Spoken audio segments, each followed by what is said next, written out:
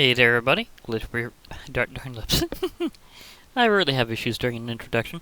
Anyhow, Glitch Reaper here, aka the original card game for the win. And yeah, it's time for another Brawlers Guildhall.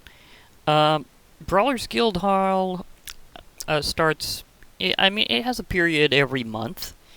But now, I may remind some people, they were originally complaining of how much it cost to get in terms of like in-game gold, but now the events are free, but they are limited to once per month. You can actually play after that as much as you want, so if you're just in the mood for a brawl, you can just go for it.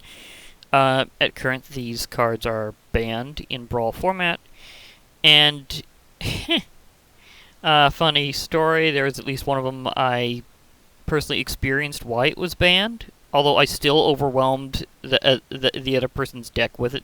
It was during a Wednesday brawl, not Brawlers Guildhall, but a Dranith Magistrate.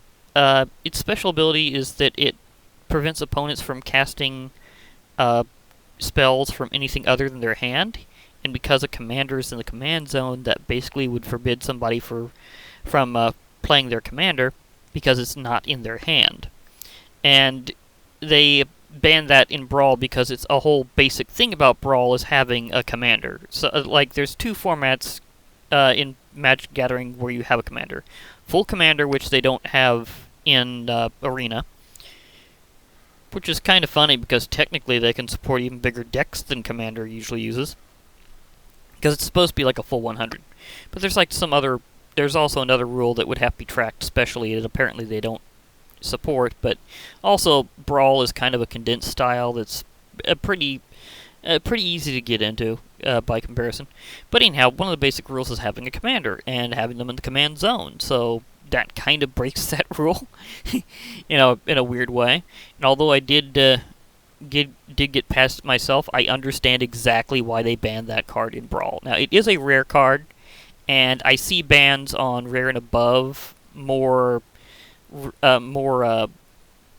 more of a logical thing than on things that are a lesser rarity than that, just because it's less likely that somebody else would also be able to have it. And in Arena, that's not as big of a consequence because you have the whole wild card thing. So that gives you a little freedom of those slots and those rarity types. But overall, whenever something's incredibly rare and hard to get a hold of, and like absurdly unfair, not just like really rare, but like absurdly unfair as well as rare. Now there are some things that aren't both of those things. Trust me, I've seen more than a few mythic rares that I'm going, it's not really that big of a deal. Like you can easily get around that. But there's some that are just ridiculous, and those I can understand the banning of. Like, there has been a few where I'm going, yeah, I see that as kind of fair. At least when it comes to certain formats. And that's the thing, is they usually don't universally ban a card, they usually ban it according to format. And here we're in Brawl, and there's some things that are not banned in casual play. Like Sorceress Spyglass. If you're in like most other formats, Sorceress Spyglass isn't banned. Golo's Tireless Pilgrim, similar story. Although in his case, it's just that a special ability would be pointless to use in Brawl because it uses colors which aren't exactly normally used the same way in Brawl. So it's done in a very odd way, and I can see why that wouldn't be fully compatible. Winota Joiner Forces. I think she's just banned in Brawl, but I don't understand fully how that's working. Now, again, she is a mythic rare, though, so I can kind of see that because its ability that her ability is sort of strong, I can see why they're kind of doing that with Brawl, but I don't think she's universally banned because it's not really that insane overall. It's just that you can do some things with it that's pretty cool, and apparently Brawl doesn't want to do that. Lutri the Spell Chaser, it's mainly just because as a companion that once you do a singleton style, everything in Brawl is a singleton style, so they're just thinking that that's just a little too on the nose, which is kind of weird. Akko, Thief of Crowns, has been almost universally banned. Almost. I don't know what format he's legal in. Uh, which is weird because I kind of think his other version might be a tad stronger.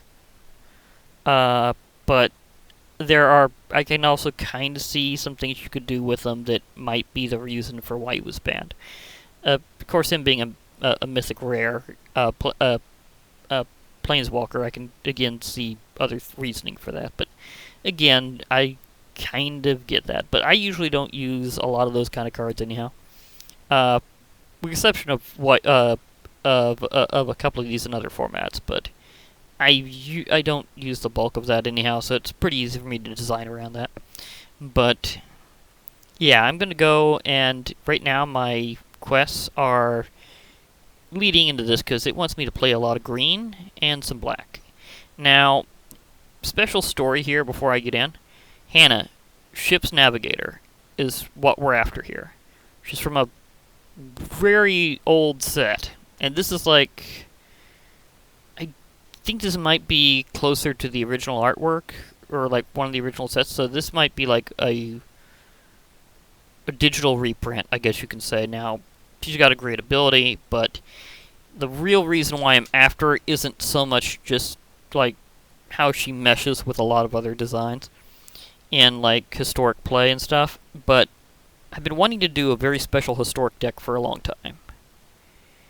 And it's coming around where I'm about to be able to do it, but it's going to be one that kind of tells the generational story of the Weatherlight and its different crews, their legacies onward, its rebirth eventually as the ship was restored, just the Weatherlight story.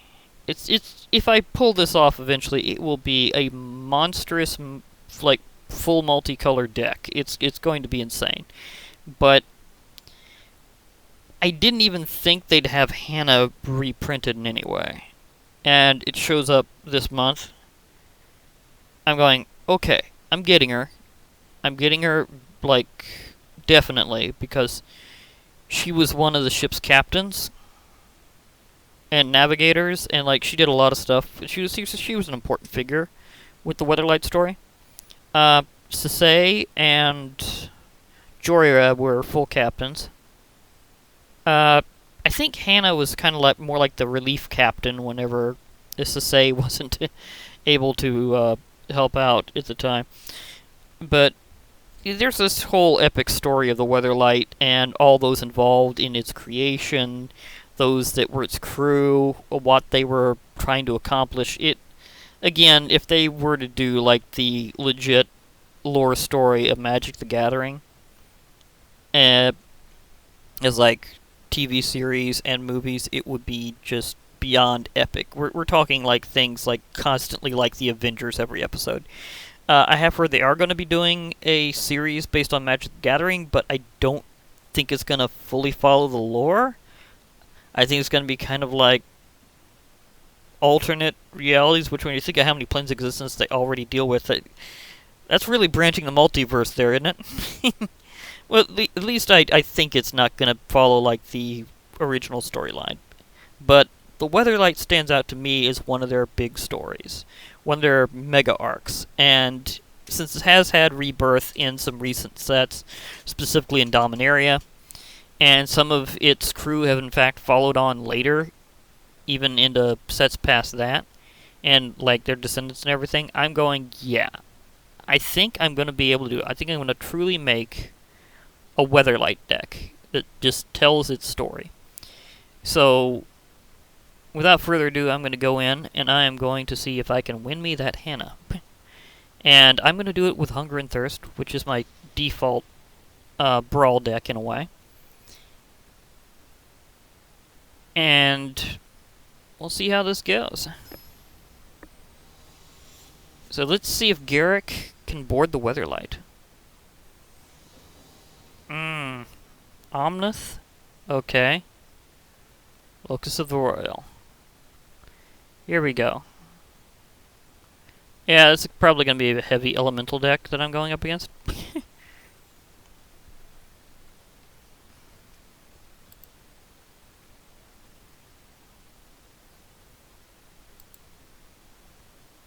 Other story, they're not selling the Sky Kittens anymore. as of right now. I don't know if they're going to bring them back later, but I did not get my opportunity, because I was going to do that after the Godzilla promo was over, if I still could. So, apparently they kind of cut them off at the same time, so no alternate, no cat for me. But I do have my ever incredibly cute dragon, so I think I have enough cuteness to keep me sustained. And man, this is one of the most delayed ones I've had for quite some time before starting. Like, seriously? We haven't even had, like, the virtual coin flip to determine it's saying who goes first. Oh, it's saying, okay, there we go. Finally! Like, seriously? That took a while. I mean, really? That took a while. Free mulligan or keep? I think I'm going to keep for now, because I do have the ability to pull this off pretty soon in. Maybe not immediately, but I can do it with these. Guildmage's Forum can be for any mana.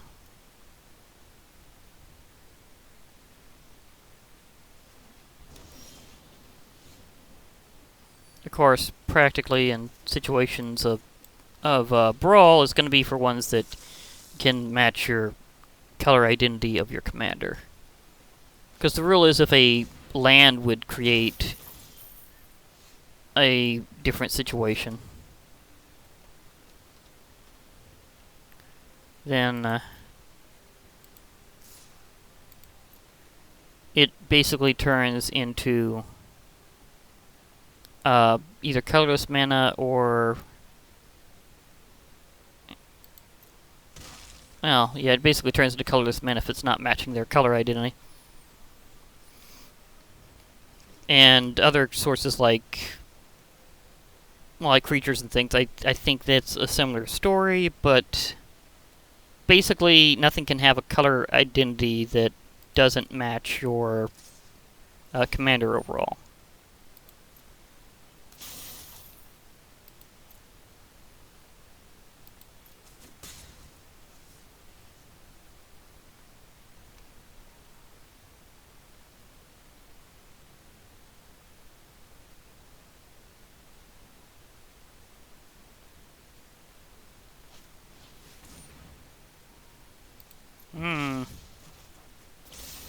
Yeah, I could slow down something.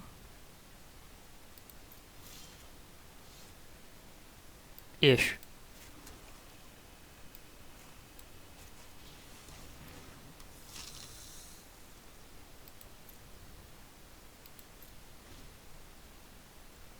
But yeah, no card in your deck can have colors in their color identity that's not part of your commander's identity.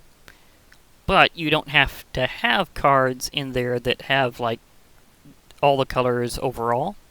Like, you can have, like, oh, say one or the other. Or you can have, like, both at different levels, etc. So, you know. Or it's good to always be able to actually...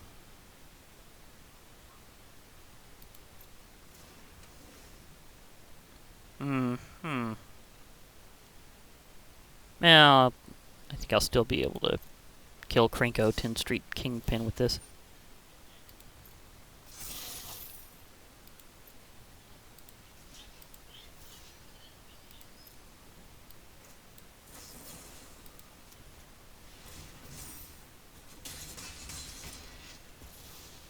Yeah, it gets rid of him.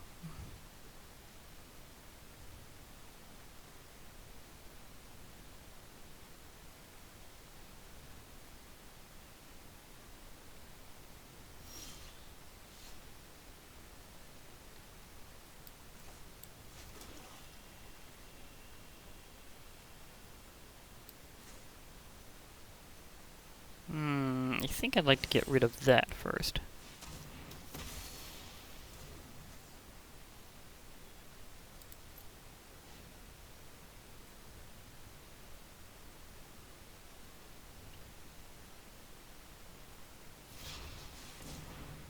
And here comes Omnit, Locust the Royal.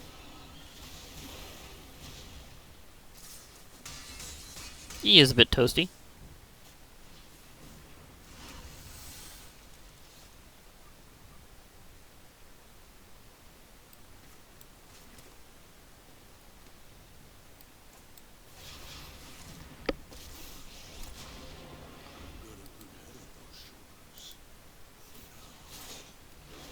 I think I'd like to have a little support here.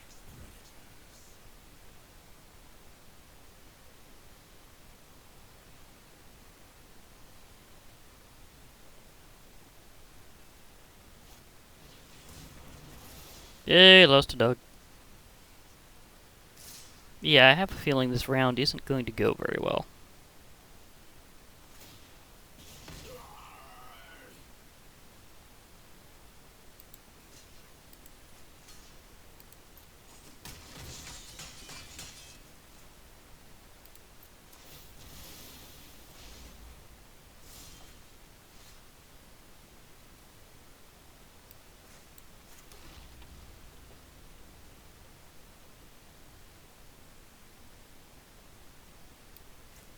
I do not have many options right now.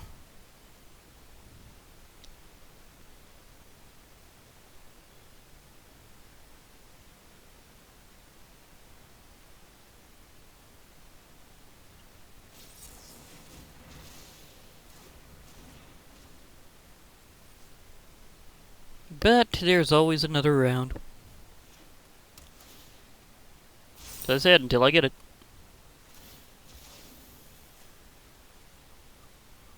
Evolving Wilds.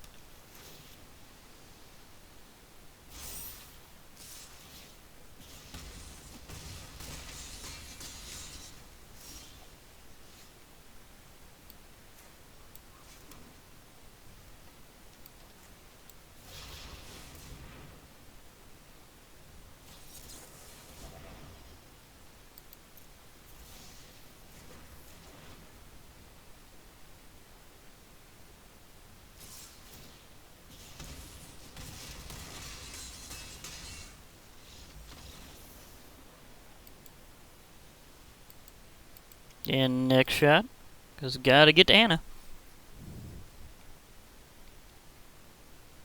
See how well that also did the somewhat on the quest, somewhat, but not fully there yet.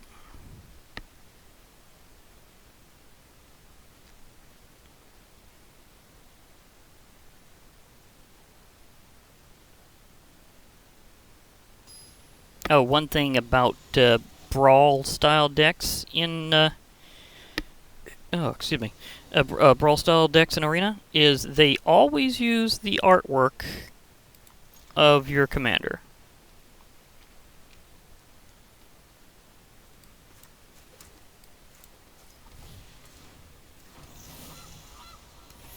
I have a goose.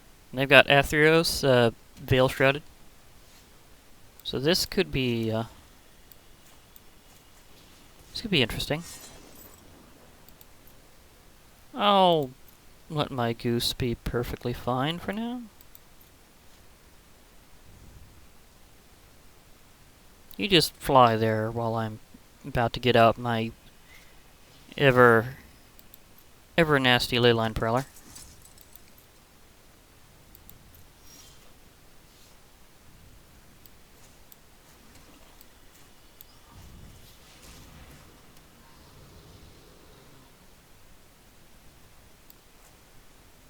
Yeah, I'll go with that whole food thing.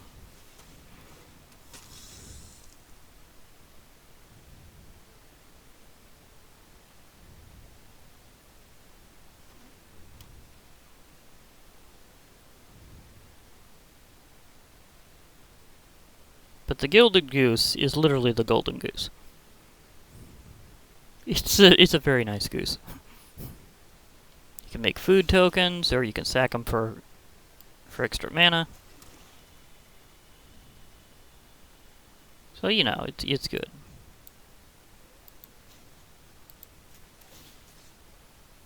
Ooh, weird delay. I'll make a food token for later. Thank you. I should really reinforce that. Oh, and hello. But Athreos is pretty interesting.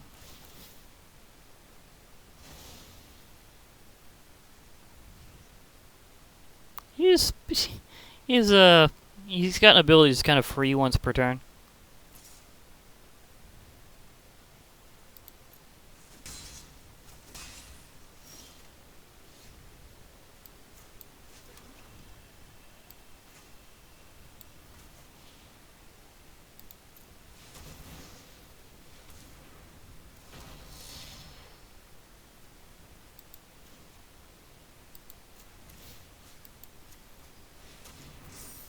A little stronger for that attack. Thank you.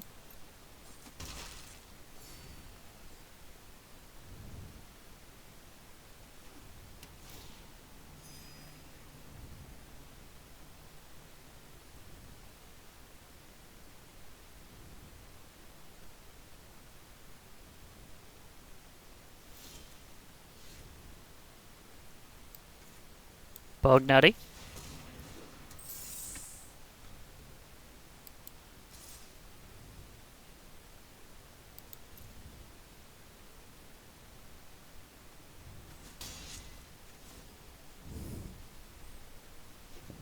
Yeah, it's gonna be a lot bigger next turn.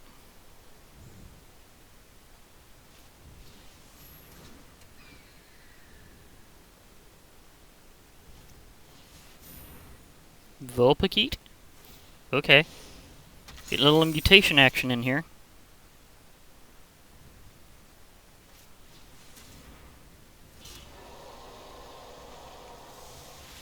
Hi, Timrit. I think I remember you being in my deck too.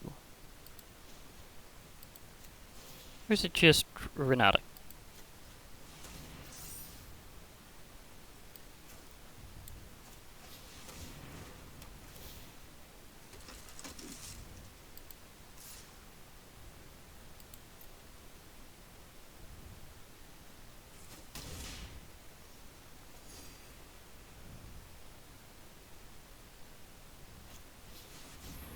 Ah, Iliad. Ward 1 God card here.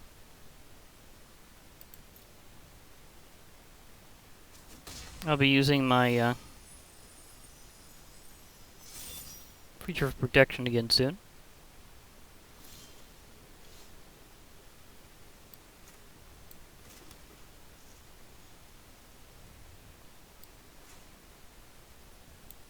The Haunt of Hightower. Okay.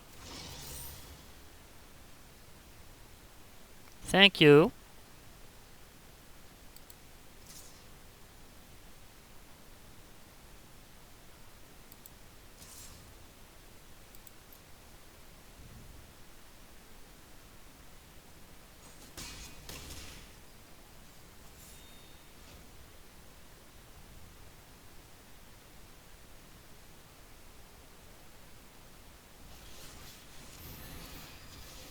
Okay, you killed the Haunt of Hightower, but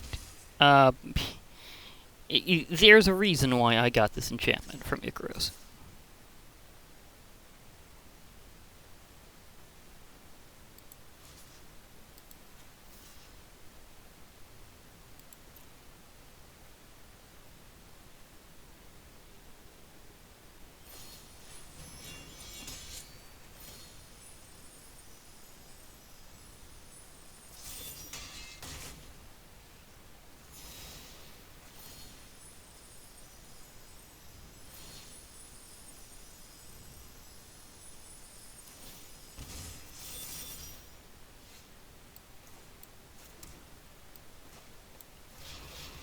Well,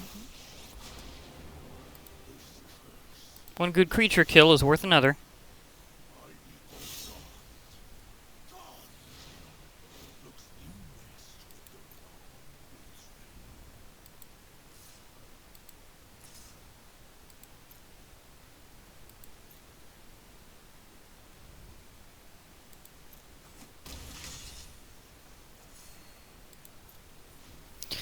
Sometimes you just gotta burn a little loyalty to really whack something.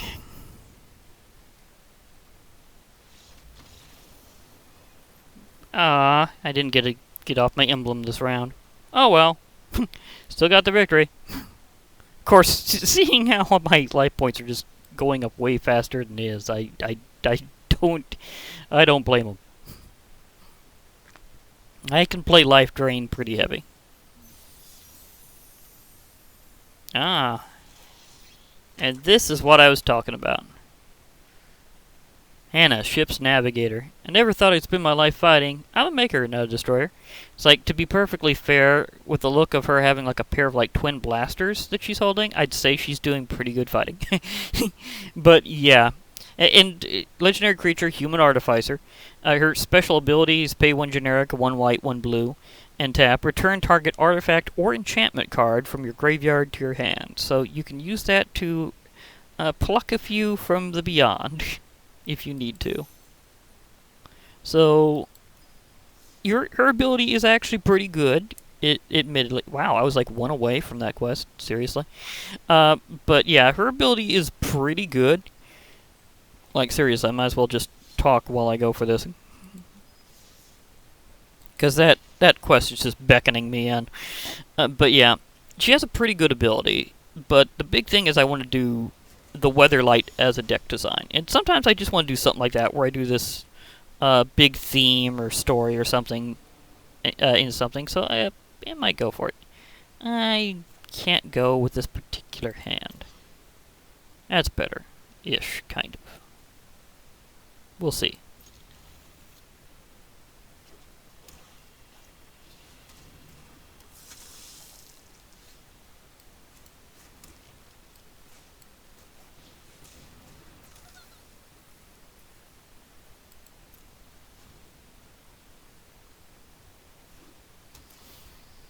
I literally need like 1 green or black, and I'm not getting either right now.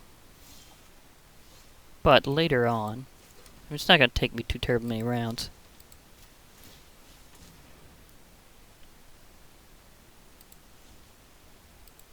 Oops. Wrong click.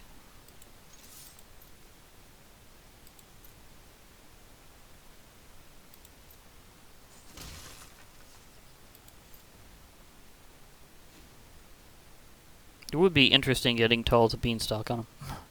Because if I keep getting forests, I will play that card. Ooh. Yeah, he has the card style for Evolving Wilds. The one with the all the motion involved. Oop. Mutation incoming. Nope. Not yet. Just the symbiote, not the actual mutant creatures. Yes, I know that's referencing something I do on another channel. But still, that's not the same. It's not the point.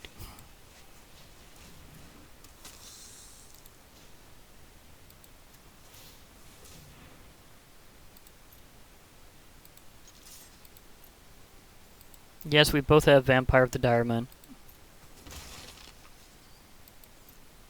It's an uncommon. You get uncommon wild cards pretty frequently. So it's easy to grab these, and they're a fairly good card. It's perfectly fine in my book to use one to shut another one down. We have a pacifism here, but that's not gonna really hold me off forever on that one. Especially when I do have just some things waiting. But I did fulfill the quest, so in terms of what I've been trying to do, I've already won. Oh, I can do it. I talked about it.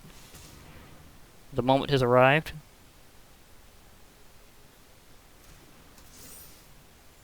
Because now, in further rounds, he's a 4/4 unblockable creature.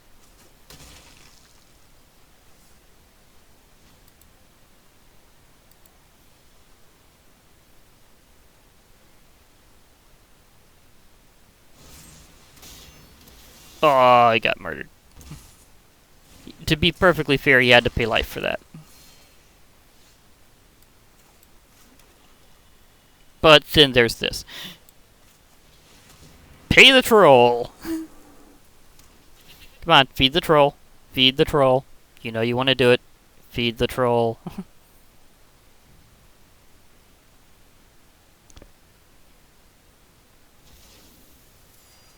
Yes, they fed the troll. They have no idea what that means next.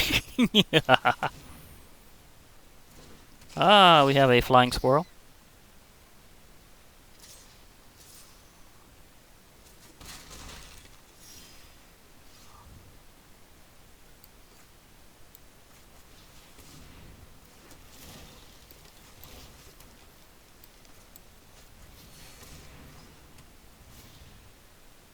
Do you wish to feed the troll?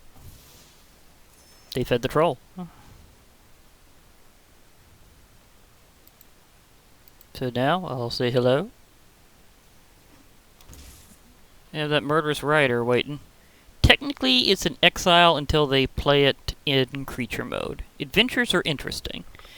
They start off as... well, you don't have to do the adventure. Ooh, the dirge bat. They didn't mutate it, though. Was it worth it for you? Because it was for me.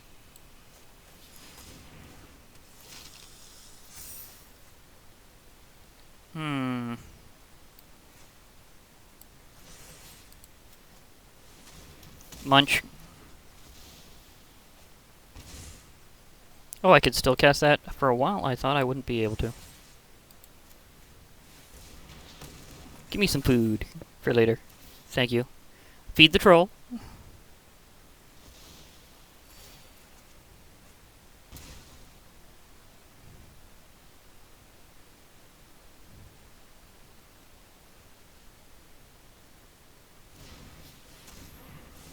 But yeah, if something has an adventure, you can play them as an instant or sorcery as appropriate for the adventure, and then play them later as a creature. While they're adventuring, they're temporarily in exile after the effect has taken place of the adventure. So it's kind of special that way. And yeah, you get another food token.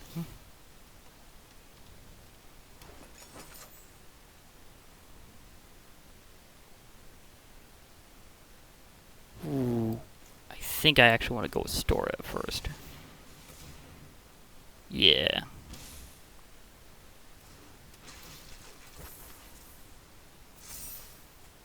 Behold the power of the Great Hinge. I mean, it's a legendary artifact for a good reason. It's kind of insane. And it's still going! I haven't even needed to use my food yet. This is officially the Energizer Bunny routine. I mean, it provides 2 green mana itself and 2 life just for tapping it. So it's kind of ridiculous. Okay, let's see here. No death touch, no death touch, no death touch. You don't have no death touch? Okay, I'm sorry, but you can't stop my troll.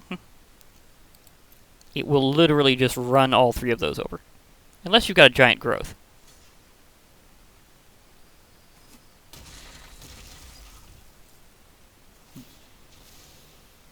But now it's put into their library. And my Knight of the Ebon Legion gets to power up a bit. Its ability to give itself counters is... I mean, it's a good card. Knight of the Ebon Legion is totally ledge. Now that has Death Touch.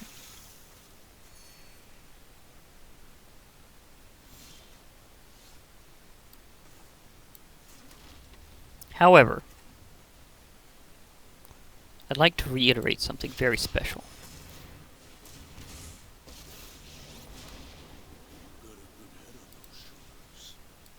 I have Karn's Bastion.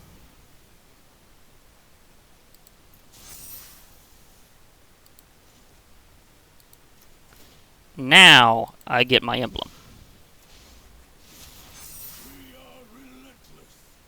Do you wish to feed the troll? This is officially too much attack power for them to do anything against. I will crush them flatter than a pancake.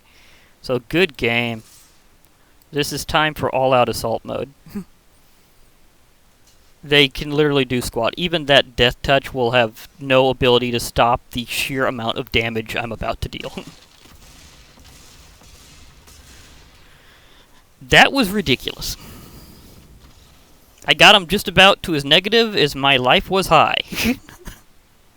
But I just wanted to fulfill the quest. The victory was just very welcome. Especially when it was like that crazy.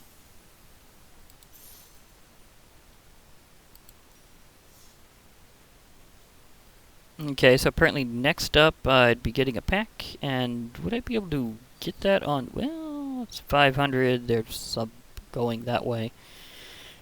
Probably not today. Oh well. Oh, I did get the orb. Oh, I can show off a little bit of the mastery system then. This has been just a fun day for a brawl. I mean, seriously. But they kind of redo how they make the mastery thing look every time. I'll be able to get a little bit more of these mastery orbs. Namely, like, one more after this. Because I've been working at a good clip. But they redesign how the mastery tree looks every time. And the mastery tree basically lets you get style cards that you choose without having to, like, pay for them in the store or getting them through, like, other events and stuff. So it's just, like, where you get, like, a few choice styles.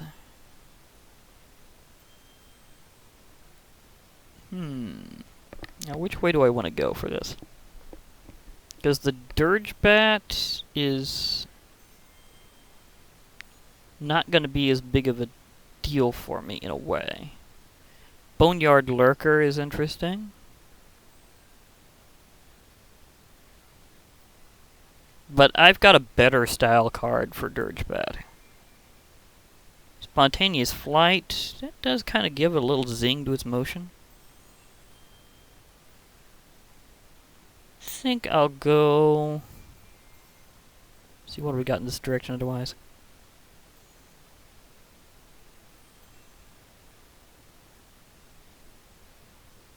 Another mentor card for the other one. Yeah, I could do that.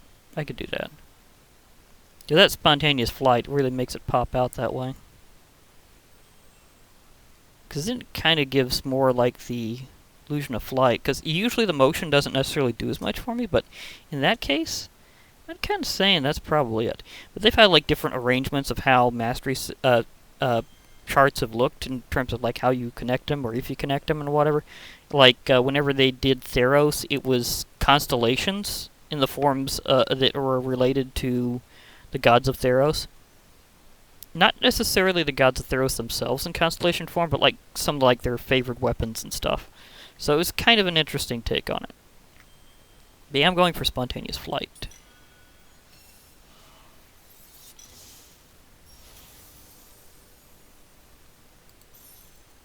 But yeah. So in terms of card bling, I'm calling that one. Because I knew that I wouldn't be able to get all the ones I was after because they won't let you have all that whenever you're doing it on pure gold rather than doing it with like gems or a mastery pass or whatever.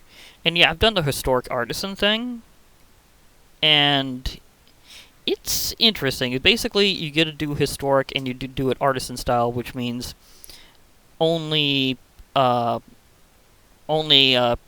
and uncommons, nothing rarer than that. So just in this case, you can also do like your historic cards, and there are some uncommon legends, and I managed to get another one or two into my artisan deck that way because of it being historic. So that was cool. For now, I guess I'll be logging off. So hope to hear from you all soon. Bye for now, everybody, and remember, MTG forever.